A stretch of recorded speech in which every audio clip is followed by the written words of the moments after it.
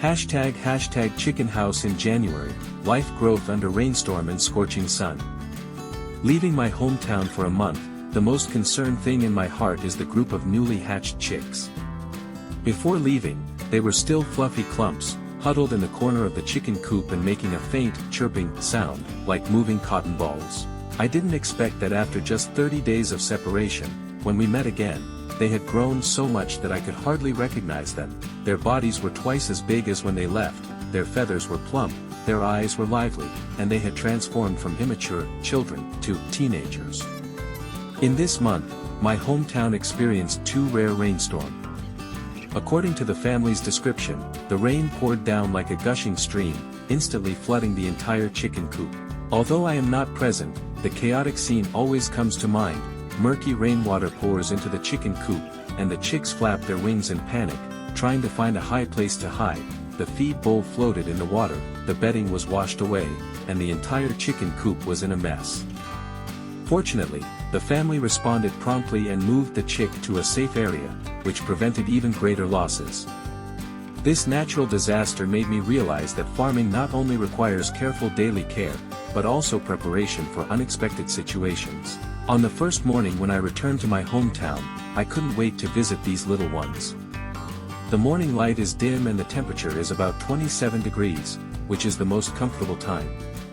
The chicks were full of energy, pacing back and forth in the chicken coop, occasionally lowering their heads to peck at food, and making satisfying goo-goo sounds. They showed great enthusiasm for the newly released feed, and their eagerness to grab it made me laugh uncontrollably. A few brave ones even approached my feet and tilted their heads to look at this stranger. Yes, they no longer knew me, which made me both relieved and somewhat disappointed. However, as the sun rises, the temperature rises sharply to 40 degrees, and the situation in the chicken coop takes a sharp turn for the worse. The chicks were so hot that they were panting with their mouths open, and their wings were slightly spread open to dissipate heat, making them feel very uncomfortable. I looked at them with heartache, but struggled to find an effective cooling method.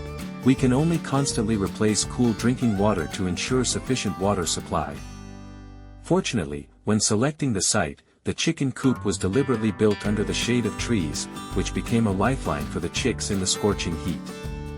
And the feces of the chicks happened to provide nutrients for the trees. This natural reciprocal relationship makes me marvel at the wonder of ecological cycles. When checking the chicken flock, I noticed several particularly eye-catching little stars.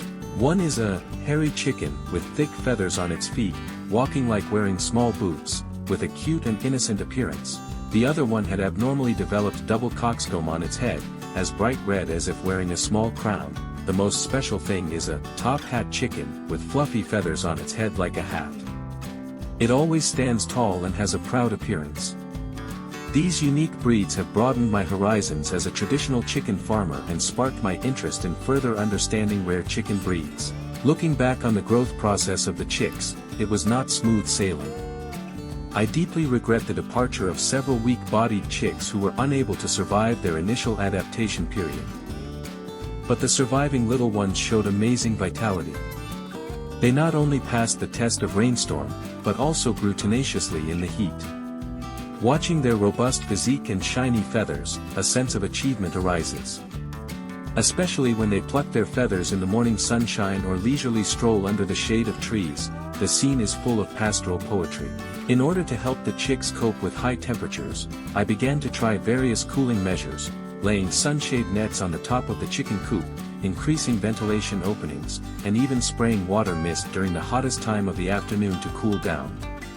These efforts seem to have paid off, and the state of the chicks is gradually stabilizing.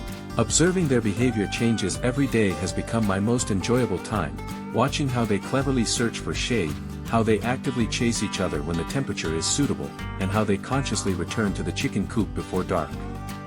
Within a month, this group of chicks completed their first significant transformation of life. They are no longer the fragile little fluffy balls in my memory, but have grown into vibrant little creatures.